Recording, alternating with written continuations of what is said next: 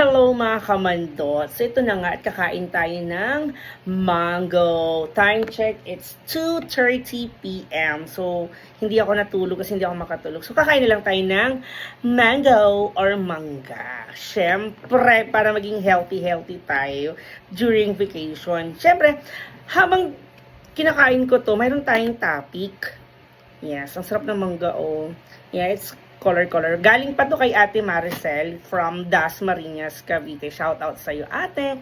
So, yun na nga mga kamandot. So, may nagtanong sa akin kung sino daw iboboto ko sa president sa year 2020. Sino daw napupusuan ko? Excited. Ang tamis, sarap. Ang tamis. Ang tamis mga kamandot. O, yan.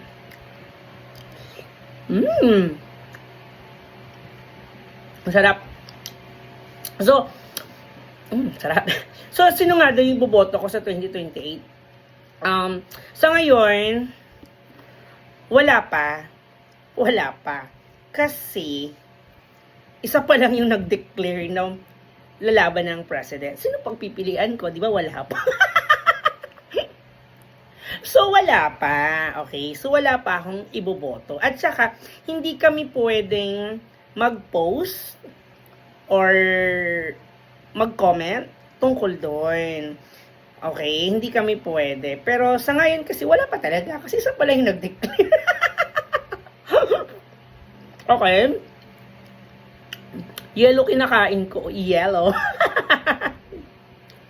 Mangga. Ang sarap. So, ayun, yung mga kamandas, kayo ba? Sino ba may boboto nyo sa year 2028? Sana yung okay na.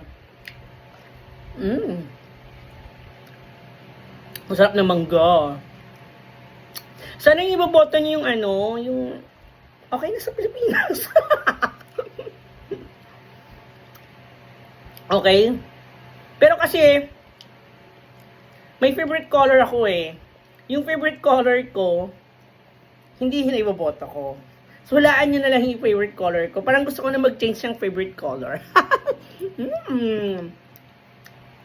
Yeah, I have my favorite color.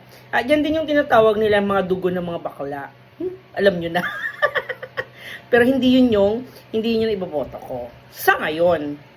Kasi wala pa naman. Okay? Wala pa. Ang sarap ng fresh mango. Kain tayo mga kamandos. Ayan. Ayoko kasi matulog. Kasi nanataba na ako. Actually, hindi ako nag-rice ngayon. Hindi ako nag-rice maghapon. Ewan ko lang mamayang gabi. Baka naman super rice ako. Okay. Ayan. Kain tayo. Nakaisa na ako. Isa pang mangga. Ayan mga kamandos. Kain tayo. Ayan. So, wala akong magawa. I want to share my, bukas kailangan ko maging healthy. Kayo din, sarap. Ang sarap ng mangga. Nandito lang ako sa bahay.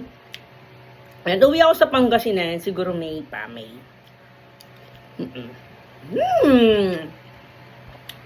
Sarap. So, at isa pa pala, may tanong din sa akin, bakit hindi daw ako nagpo-food vlog? Ang dami-dami ko daw content. Ayan. Ayoko mag-food vlog kasi may lahi kaming diabetic at saka high blood. Baka naman kung ano makain ko, ma-high blood ako bigla. Pero sige, I will try. Kasi nag-start na yun sa sa tuyom at saka yung tuyong or sea urchin. So ngayon na yan. Mangga naman tayo, mangga. Ang sarap. Kain tayo. Kumain kayo ng mangga, okay? Mangga. Maraming benefits to. Search nyo lang sa Google.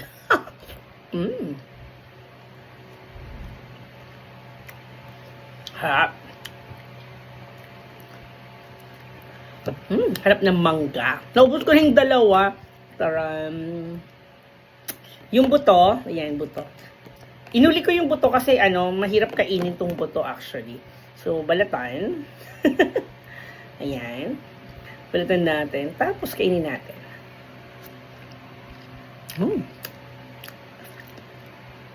Nabutul. So, sarap. Ganito rin ba kayo kumain ng buto ng mangga? Sinisip-sip nyo siya. Mm. Mm. Ang sarap. Ayan. So, actually, wala akong arte-arte pagdating sa ito kasi laki akong probinsya kahit hindi lumaki. Mm. Ganito kami kumain sa Pangasinan. Actually, inuulam namin to dati. Naalala ko, inuulam namin to ng mga kapatid ko. Pag wala kaming ulam, tas may mangga, sold na kami.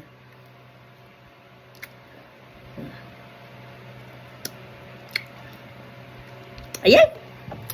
So, there you have it mga kamandol. So, itutuloy ko tong pagkain ko. Kumain din kayo ng mangga para kayo ay gumanda! Bye-bye mga kamandos. Ay, dumi ng kamay ko. Thank you so much for watching my content today. Eating mangga. Bye!